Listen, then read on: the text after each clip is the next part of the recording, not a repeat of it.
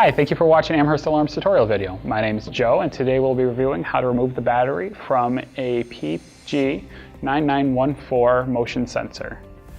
Before removing the battery from the device, please be sure to call Amherst Alarms Monitor and Response Center to let them know. When you do this, it will send a tamper signal to your keypad and also to the Monitor and Response Center. Let's get started.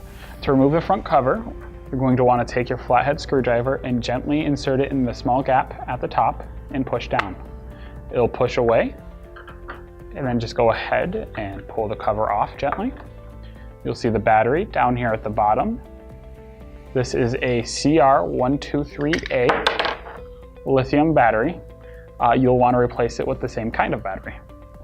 To put the battery back in, you'll want to put the negative side facing the left side of the device. There's also markings on the inside of it to let you know which way to position it. Then you're going to take your plate, put the bottom hinges in first, and then slowly snap it together. It only goes together one way, so you shouldn't have to force anything. And that's it. Thank you for watching today's video. If you have any questions, please call Amherst Alarm at 716-632-4600. Thank you.